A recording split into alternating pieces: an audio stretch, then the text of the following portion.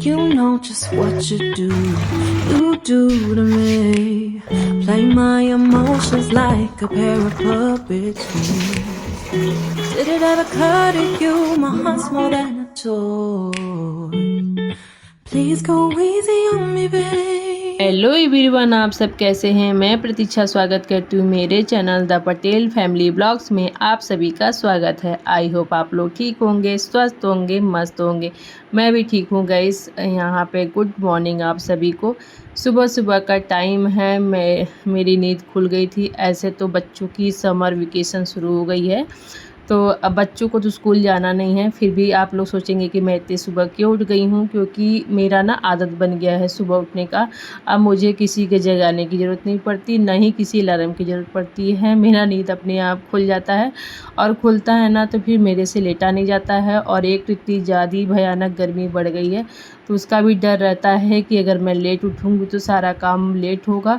और क्या है ना कि कल मैंने बहुत सारे कपड़े जो निकाले थे वो मैंने धोए नहीं थे, तो वो सब भी मुझे धोना था। काम बहुत है, और सुबह का टाइम ना यूँ बीत जाता है, पता नहीं चलता। तो जब सुबह मैं जल्दी उठती हूँ ना, थोड़ा सा टाइम अपने लिए भी निकाल लेती हूँ और सारा काम भी हो जाता है। तो बेटा बोला था कि मम्मा मुझे जगा दीजिएगा। तो मैं बोली देखिए यहाँ पे बज रहा है 5:15, और ये देखिए मौसम सुबह सुबह का नज़ारा मैं आप लोग को ऊपर का दिखा रही हूँ, कितना बढ़िया पॉजिटिव है। तो आज मुझे बहुत सारा साफ़ सफाई, बहुत सारे काम है गाइस। बता नहीं सकती क्या क्या काम है। अब आप ब्लॉग में बने रहेंगे तो देख ही जाएंगे कि घर में क्या क्या काम होता है। समर वेकेशन तो शुरू हो गया है, तो उसका तो कोई टिफ़िन बनाने का तो मुझे लंच बॉक्स कोई झंझट नहीं है। बच्चे घर ही पे रहेंगे, और बच्चों का भी ना ये नहीं रहता है कि मतलब सोने दो तो मुझे सोने ही दो लेट तक। उनकी भी आदत है ना, तो बेटा थोड़ा सा लेट उठता है, तो वो भी मैंने बोला है क्योंकि समर कैंप लगने वाला है, तो उसमें बोला था कि मैं जाऊंगा। तो मैं बोली 5 बजे 5:30 बजे वहाँ पे जाना रहता है। मैं बोली कि तभी जाने दूंगी जब आप मुझे 5 बजे उठ कर के दिखाओगे तभी, क्योंकि जब तक वो उठेंगे नहीं गैस तो वो कैसे जाएंगे, और उस समय मुझे बहुत उठाने में जद्दोजहद करनी पड़ेगी। तो इसलिए मैं बोली थी कि बिना मैं बोले आप उठ जाएंगे। देखिए वो उठा नहीं है, मेरे उठाने पे भी वो नहीं उठे हैं। तो मैंने छोड़ दिया, हो गया कोई बात नहीं है, सोने देते हैं 1-2 दिन और अभी, क्योंकि टाइम है। मैं आधा सोच रही थी ना सुबह 5 बजे का बन जाता तो ठीक रहता। जैसे मेरी बन गई है तो मैं सुबह अपना उठ जाती हूँ जल्दी। तो यहाँ पे मेरी चल रही थी एक्सरसाइज।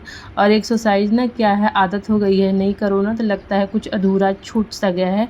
और इस टाइप का जब एक्सरसाइज करते हो ना, तो जो मैं ये झुक के कर रही हूँ, ये सब चीज़ें जब करती हूँ ना, तो इतना जब होल्ड करते हैं हम लोग अपना जो सांस होता है, तो इतनी ज़्यादा पसीना होता है और गर्माहट होती है, तो इससे ब्लड सर्कुलेशन अच्छा होता है। तो यहाँ पे थोड़ा सा मैंने एक्सरसाइज किया, थोड़ा सा वॉक किया, उसके बाद थोड़ी सी बैठ करके अपना जो भी बैठ के योगा वगैरह होता है वो किया। उसके बाद ना अभी सूर्य देवता धीरे धीरे देख रहे होंगे निकल रहे हैं। इतना देर मैं छत पे ही थी, अच्छे से बैठ के आज एक्सरसाइज की।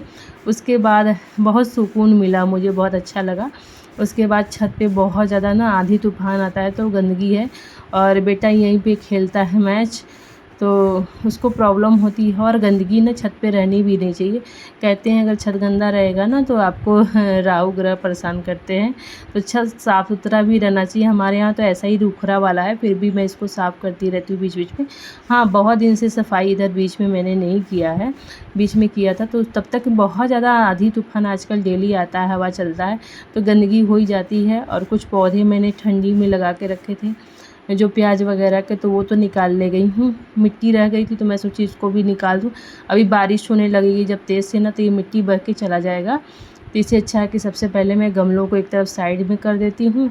और इसमें अभी मुझे कुछ ना कुछ पौधे लगाने हैं, बारिश वाले जो बरसात के होते हैं ना, वो तो अभी लगेंगे बाद में। तब तक एक साइड करके मैं अच्छे से साफ़ कर देती हूँ। देख सकते हैं कितना धूल लगकर गंदगी निकला, कितना सारा निकला था गाइस। देखने में लग रहा था कि कुछ नहीं है, सफाई करने पे पता चला कि बहुत सारा गंदा था। अब देखिए अच्छा लग रहा है बढ़िया सा। तो यहाँ पे ये ना पुराने कपड़े बहुत दिन से पड़े थे, मैंने और अच्छे जो छाट के देने थे तो वो दे दिए हैं। कुछ पुराने कटे फूटे थे तो मैं सोची इसको घर में रख के ना कबाड़ जैसा हो जाता है और कोई आता भी नहीं है। आजकल ना भीख मांगने वाला जो गरीब मतलब होते हैं लोग वैसे वाले ना, उनको भी दीजिए तो अच्छे कपड़े ही वो खोजते हैं। मतलब अच्छे कपड़े ये भी थे लेकिन वो ले जाना नहीं पसंद करते। मैं सोची बाहर रख दूँगी तो चला जाएगा, क्योंकि अभी कचरे वाली गाड़ी आई थी तो मैंने बेटी से दे दिया इसको। मैं कपड़ा देते समय करते हैं ना वो सब करके रखी थी इसमें मतलब, तो ये मैंने इसको भेज दिया, क्योंकि घर में रखना भी अच्छा नहीं माना जाता है। जितना कबाड़ हो ना घर से निकाल दो तो ज़्यादा अच्छा रहता है। मेरे से जहाँ तक होता है गाइस, मैं अपना साफ़ सफाई करती रहती हूँ, निकालती रहती हूँ। तो यहाँ पे बहुत सारे कपड़े थे जो कल आए थे, निकले थे, और बच्चों को ड्रेस वगैरह भी है। तो अब धो करके इनको अच्छे से सुखा करके मैं सरिया करके अच्छे से रख दूँगी, क्योंकि जब भी 1 महीने के बाद स्कूल खुले ना, तो ये ना रहे कि मेरा कपड़ा कहाँ है, धुला नहीं है। तो ये सब मेरी मैं ना पहले से ये सब काम करके रख के, तब अभी हो सकता है मायके जाना हो तो उधर जहाँ भी जाऊँ तो ये सब निफ़िक्र रहूँ कि जब आऊँ तो ये सब का टेंशन ना रहे। तो सारे कपड़े मैंने डाल दिए थे पहले, अभी रेगुलर बेस वाले जो कपड़े थे ना वो डाल दिए थे, क्योंकि वो जल्दी सो जाएंगे। जो गंदे वाले हैं बेडशीट वगैरह वो मैं धीरे धीरे बाद में स्लॉट अलग अलग लगाती रहूँगी और अपना काम भी करती रहूँगी। तो बहुत सारे काम हैं, तो ये दोनों काम साथ में चलते रहेंगे, जिससे मेरे सारे कपड़े भी धुल जाएंगे अच्छे से, क्योंकि एक बार में तो होता नहीं है, कम से कम 2 बार 3 बार चलाना पड़ता है मशीन। जो हल्के कपड़े गंदे हैं ना वो तो कम ही में हो जाते हैं, लेकिन जो थोड़े गंदे रहते हैं बेडशीट वगैरह, कम से कम 3 बार 4 बार चलाती हूँ तब जा कर के अच्छे से धुलते हैं। तो यहाँ पे बेडशीट वगैरह तो मैंने ठीक कर दिया था गाइस, और मैं लग गई थी अपना थोड़ा सा क्लीनिंग में, क्योंकि कल था थर्सडे तो ज़्यादा डीप क्लीनिंग हुई नहीं थी, और डस्ट तो तोड़ता ही है, साफ़ सफाई ज़रूरी भी है।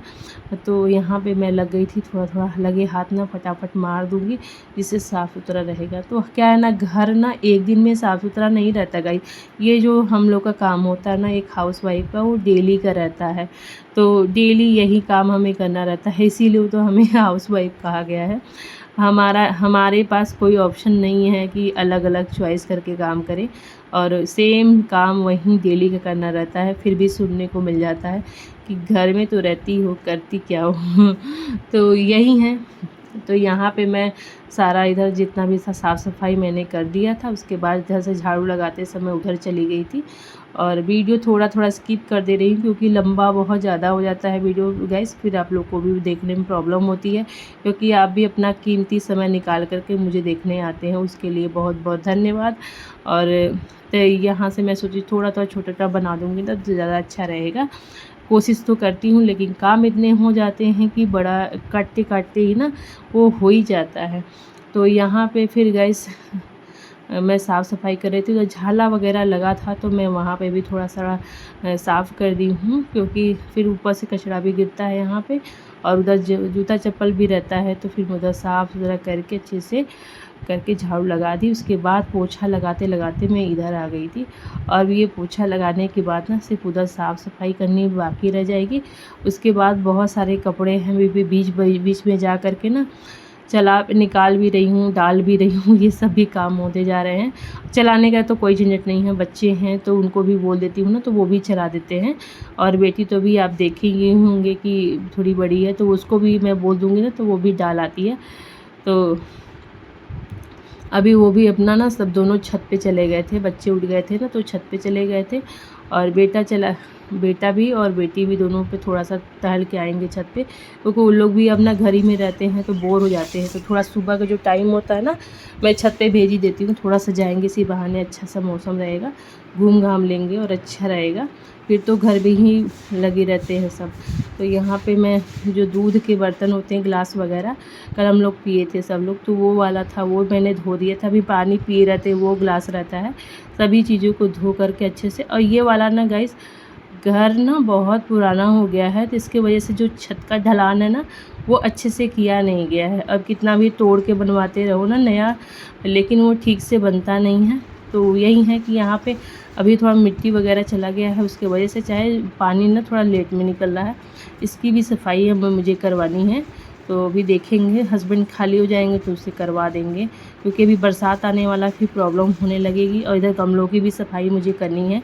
तो अभी धीरे धीरे सारा काम मैं अब सेट करूँगी, एक एक काम निपटाऊँगी, क्योंकि एक काम करो ना दूसरा काम आ जाता है। तो ऐसा तो है नहीं कि एक काम कर लो तो फिर वो वाला काम नहीं होगा। अभी कपड़े धुल रही हूँ, 1-2 दिन नहीं धुलूँगी, देखिएगा बहुत सारे हो जाएंगे। तो यही है हम लोगों का तो काम जो होता है ना हाउसवाइफ का, वो कभी ना ख़त्म होने वाला काम है। तो यहाँ पे कपड़े थे, देखिए देख ही सकते हैं, बहुत सारे थे, मैंने धो करके रख दिए। एक बार ड्रायर में डाल दिया है, वो ड्रायर हो रहा है, दूसरा स्लॉट ये है और तीसरा अभी हो भी रहा है जो चादर वगैरह है। तो मैं बाल्टी को अच्छे से धो करके किनारे कर रही हूँ कि इससे ना कि मैं कपड़े जब अभी ड्रायर करके निकालूँ तो बाल्टी फिर भर भर करके बाहर रख दूँगी, बाद में डालूँगी। और नहीं तो भी बेटी को भी बोल दूँगी ना, वो ले जा कर के डाल देगी, क्योंकि धूप बहुत हो रहा है गाइस, उससे मुझे बहुत डर लगता है।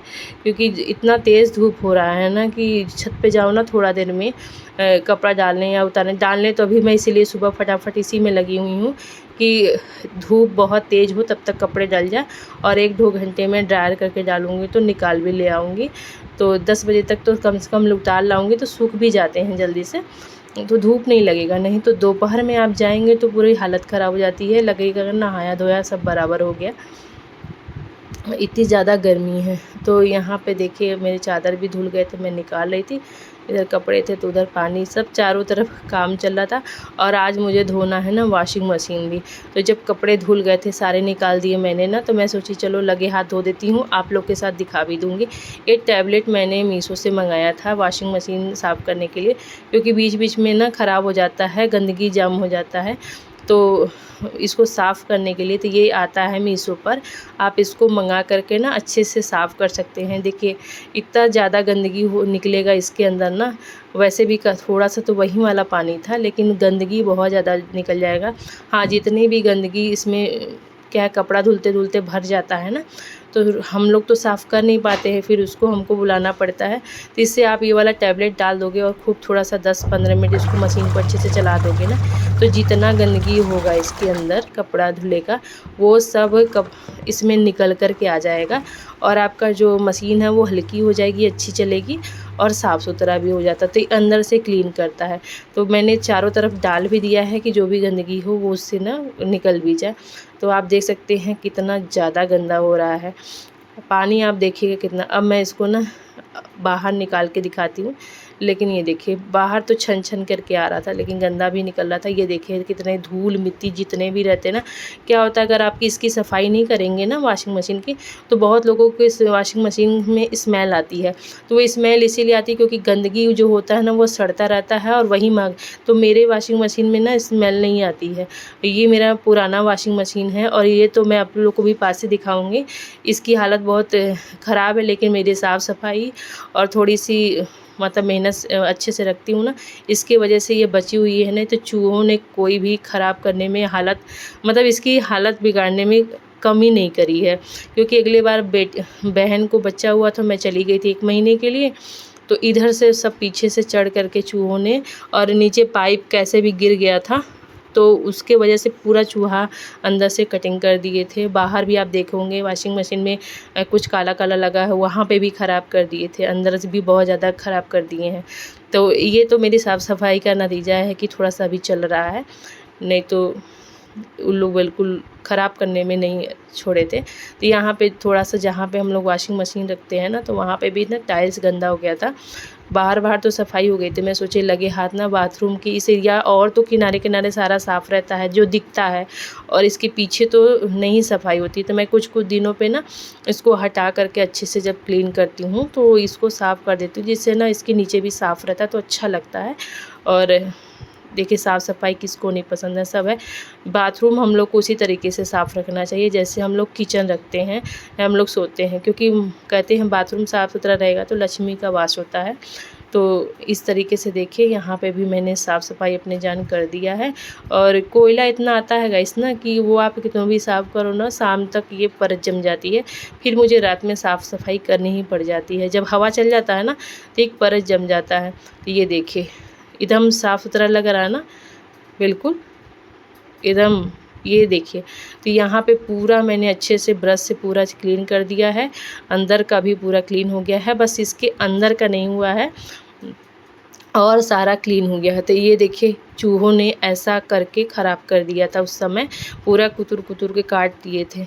तो बस अच्छा है कि बचा, और यहाँ किनारे पे भी पूरा काट दिए थे, जिसमें हस्बैंड ने एमसील लगा कर उसको भरा हुआ है, तब ये मशीन चल रहा है। तो इस तरीके से सफाई मैं करके रखती हूँ, मतलब पुराने वॉशिंग मशीन को भी मैं साफ़ सुथरा करके इस तरीके से चला रही हूँ। आज भी ये चल रहा है। तो ऐसे ही है कि आप लोग ये वाला टैबलेट ना मंगा सकते हैं, जिससे क्या है ना कि अगर एक बार भी आप किसी बुलाते हैं अगर मशीन साफ़ करने वाले को, तो आपका 500 और 1000 रुपया ना तुरंत लग जाता है। वो लोग अपना चार्ज ले लेते हैं। तो टैबलेट कुछ नहीं, अब 100 रुपये में आपको 110 रुपये में अगर ऑनलाइन पेमेंट करेंगे ना, तो 100 रुपया ही लगेगा। 30 पीस मिलता है, कभी कभी 100 पीस मिलता है। तो ऐसे करके आता है मीशो पे। तो आप लोग मंगा लीजिए। 1-2 अगर कम आपको हफ्ते में नहीं 15 दिन में अगर डालना है तो 1 टैबलेट करिए, नहीं तो 2 टैबलेट डाल करके अगर कुछ दिन बाद कर रहे हैं चला दीजिए, अंदर से फ्री हो जाएगा, अच्छे से कचरा पचरा जो भी होगा ना सब निकल जाएगा।